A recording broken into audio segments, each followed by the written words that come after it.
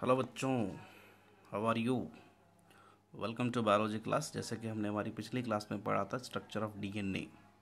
आज की क्लास बिल्कुल छोटी सी है, यही एक पेज है आपको जो दिख रहा है आपकी स्क्रीन पे, इसी को लिखना है, इसी को ही समझना है।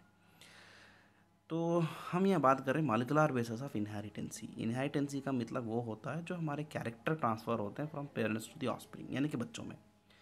तो बच्चों में जो कैरेक्टर आते हैं वो पेरेंट्स से आते हैं। पेरेंट में क्या होता है, क्या चीज़ है जो हमें बनाती है, जैसे कि आप जानते हैं एग और स्पर्म। एग और स्पर्म में होता क्या है, क्रोमोसोम्स। क्रोमोसोम्स में क्या होते हैं, जीन्स। यस, वही जीन्स है जो हम आपको बना रहे हैं। ठीक है। तो देखिए बच्चों, यहाँ एग और स्पर्म एक सेल है। ठीक है, वो दो एक सेल है। वो सेल से एक इंफॉर्मेशन निकलती है किसी और सेल में। वो जब दोनों एक सेल बन जाते हैं उसको हम ज़ायगोट बोलते हैं। ज़ायगोट से कई सारे सेल्स बन के इंटायर सेल डिवीजन होकर ह्यूज बॉडी बन जाती है।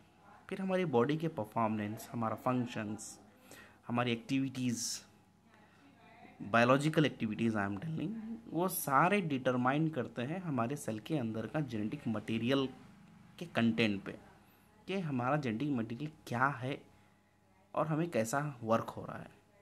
तो इसे ही कहते हैं central dogma of the cell. Central dogma of the cell का ये मतलब होता है ये सेल क्या करने वाला है। ये सेल की, अब जैसे कि हमारे आँख के सेल है, क्या काम है इनका, देखना। Very good.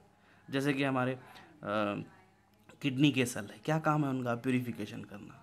जैसे कि हमारे लंग्स के सेल है, क्या काम है उनका, एयर प्यूरिफाई करना। उसी तरह हमारे जो सेल उसी तरह जो हमारे जो सेल है, वो सेल का जो फंक्शंस होता है, वो सेल के अंदर के बैठे हुए जेनेटिक इन्फॉर्मेशन, जेनेटिक के अंदर बैठा हुआ होता है, वो इन्फॉर्मेशन बाहर निकल कर आना, वो सेल का फंक्शन एक्टिवेट होने को कहते हैं central dogma of the cell. ठीक है, मैं बहुत आसान शब्दों में आपको समझा रहा हूँ। किसी भी हमारी बॉडी का सेल का जो फंक्शंस होता है, वो वर्कआउट होने के लिए सेल के अंदर से एक इंफॉर्मेशन बाहर निकल के आती है कि ये सेल ये काम करने वाला है। उसी को हम कहते हैं central dogma of the cell. देखिए बच्चों, कितना सिंपली एक डायग्राम आपके सामने रखा हुआ है। ये जो दो कलर, डिफरेंट कलर वाला जो डायग्राम जो दिख रहा है आपको, ये वाला, इसे देखो इधर, यहाँ पे क्या लिखा हुआ है, सिंपली न्यूक्लियस। यहाँ पे क्या लिखा हुआ है, साइटोप्लाज्म। बिल्कुल। अब ये दो क्या चीज़ है, nucleus is a cell organelle, cytoplasm is a part of the cell. ठीक है। तो जेनेटिक मटेरियल होता है न्यूक्लियस के अंदर एज ए डीएनए। देखिए यहाँ पे लिखा हुआ है डीएनए। डीएनए में हमारी इंफॉर्मेशन प्रिजर्व्ड है। डीएनए इज ए बुक है, यहाँ पे लिखा हुआ है कि क्या करना है। वो लिखावट ट्रांसलेट हो चुकी है, सॉरी ट्रांसक्रिप्ट हो चुकी है इन द एमआरएनए।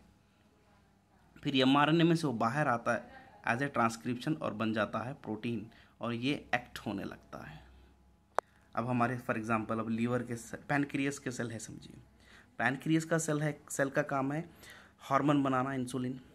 तो इंसुलिन हार्मोन बनाने का मैसेज कौन देना, पैनक्रियस के सेल के अंदर जो न्यूक्लियस है, और उस न्यूक्लियस में जो डीएनए है, वो डीएनए के पास वो मैसेज लिखा हुआ है कि तुम ये सेल, आप लोग क्या कीजिए, इंसुलिन बनाइए। तो वो डीएनए से इंफॉर्मेशन एमआरएनए में, आरएनए में जाती है with the help of a process transcription. RNA से इंफॉर्मेशन जाती है प्रोटीन को with the help of a process translation.